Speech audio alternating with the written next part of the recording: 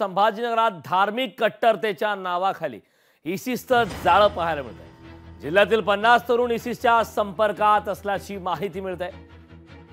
एनआयएच्या आरोपपत्रातून संभाजीनगरातील इसिसच्या कारवायांची माहिती समोर आली। लिबियाचा शोएब आणि संभाजीनगरातील जोएब मोठ्या कटात सहभागी आहेत।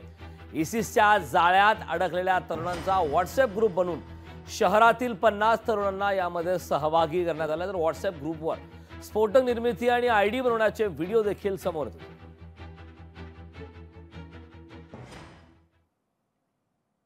संभाजीनगर मधून जे खळबळजनक बातमी आलेली आहे की 50 तरुण हे इसिसच्या कारवायांमध्ये सामील झालेले आहे अशा प्रकारची माहिती उघड झालेली आहे। पोलिसांनी त्यावर कारवाई सुद्धा केली आहे। व्हॉट्सअप ग्रुपवरती स्फोटकं कशी बनवावी, स्फोटकं कशी उडवावी, कशा प्रकारचे विचार असावेत, कसे असू नयेत, अशा प्रकारचे धार्मिक भावनांना एक प्रकारे भडकवून त्या तरुणांची माथी फिरवण्याचा प्रयत्न केला जातोय। हे फार घातक आहे। म्हणून माझं तरुणाईला आव्हान आहे, तुम्ही अशा प्रकारच्या धर्मांध कृतींना बळी पडू नका। याचा आढावा घेतला आमचे प्रतिनिधी सचिन बडे यांनी। पाहूया।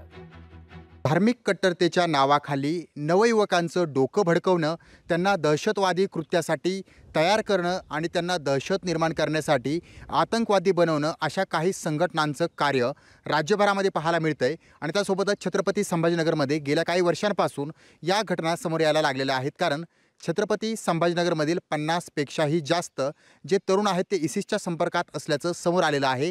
यामध्ये छत्रपती संभाजीनगरातील 2 जण होते, जे 2 व्यक्ती या तरुणांना ग्रुपमध्ये ॲड करणं, त्यांना बॉम्ब बनवण्यासंदर्भात माहिती देणं आणि त्यासोबतच इतर दहशतवादी कृत्यांमध्ये त्यांना इन्व्हॉल्व करण्याचं काम जे होतं ते करत होते। मात्र या ठिकाणी ATSच्या लक्षामुळे ATSनं या ठिकाणी कारवाई केल्यामुळे या 2 जणांना पकडण्यात यश आलेलं आहे आणि छत्रपती संभाजीनगरातील 50 जणांना व्हॉट्सअप ग्रुपमध्ये ॲड केलं आणि त्यांना दहशतवादी कृत्यामध्ये कशाप्रकारे कार्यवाही करायच्या या संदर्भात सूचना आणि माहिती दिलेली आहे। त्यामुळं आता हे संभाजीनगरामध्ये धागेदोरे उलगडायला लागलेले आहेत आणि 50 जण इसिसच्या संपर्कात असल्याचं देखील समोर आलेलं आहे। त्यामुळे ATS बारकाईने लक्ष ठेवून आहे आणि ही धक्कादायक माहिती आणि मोठी माहिती समोर आलेली आहे।